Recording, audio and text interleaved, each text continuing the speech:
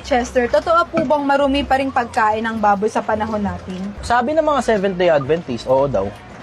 Sabi naman ng mga iba, Katoliko, hindi naman. Sabi ng Bagong Tipan, nililinis daw. Sabi ng Islam, hindi naman.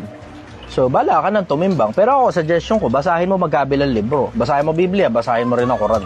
Yun ang suggestion ko. Tapos ikaw na lang bahalang tumimbang kasi nagkokontrahan dyan marami religion. Kahit nga Kristyanismo, nagkokontrahan dyan . Okay, so sabi niya, basahin mo daw ang Bible at ang Quran at ikaw na bahalang tumimbang. Ngunit tama ba yun? Ganito kasi ang sinasabi ng banal na kasulatan. Basahin natin. Subalit kahit kami o isang anghel mula sa langit ang mangaral sa inyo ng ebanghelyo na iba sa aming ipinapangaral sa inyo, ay hayaan siyang sumpain. So may dalawang ipinapahayag dito. Una, ang ibang ebanghelyo. Ito ay tumutukoy sa false message tungkol sa paraan ng kaligtasan. At pangalawa, yung sinabi na iba sa aming ipinapangaral ay tumutukoy naman sa anumang turo o sistema ng paniniwala na hindi naayon sa Biblia ay dapat tanggihan. Kaya ang tanong ngayon ay, maituring ba nating iba ang Quran?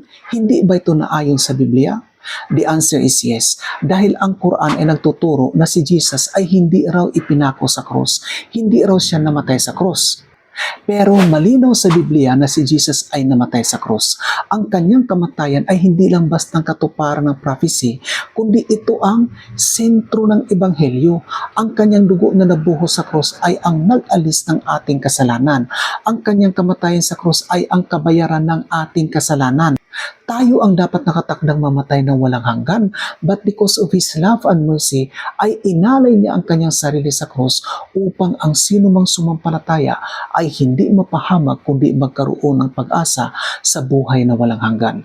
Kaya ang ebanghelyo ay tunay na nakasentro sa kamatayan ni Kristo sa krus dahil dito nakasalalay ang ating kaligtasan.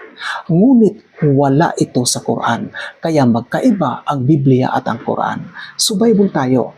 Ngayon, sino ba ang nag-utos na bawal kainin ang baboy? Ang mga Seventh-day Adventists ba? The answer is no.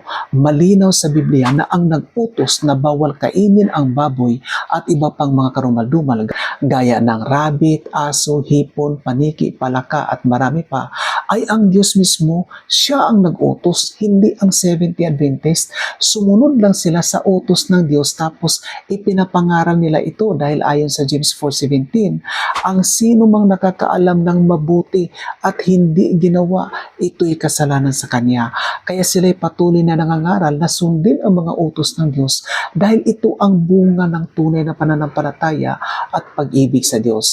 Ngayon, may mga nagsasabing nilinis na daw ang baboy, ngunit yan ay bunga lang ng maling pang-uunawa sa Biblia. Nakabase kasi sila dyan sa isang talatang nagsasabi na huwag mong ituring na marumi ang nilinis ng Diyos. Ngunit ang talatang yan ay simbolik dahil ang mga maruming hayop na ipinakita ng Diyos kay Pedro sa kanyang pangitain ay tumutukoy sa mga taong itinuring nilang marumi at di dapat pakitunguhan. Kaya sa verse 28, ipinaliwanag mismo ni Pedro na ang mga nakita niyang maruming hayop ay tumutukoy sa mga taong itinuring nilang marumi. Tandaan natin, ang sakripisyo ni Kristo, ang kanyang dugo na nabuhos sa krus ay para sa ikakalinis ng mga kasalanan at hindi para gawing malinis ang baboy, daga, palaka, aso, butiki, kung ano-ano pa. Sabi mismo ni Jesus, ito ang aking dugo na ibinubuhos para sa ikapagpapatawad ng mga kasalanan. Malinaw na tao ang nilinis at hindi ang baboy.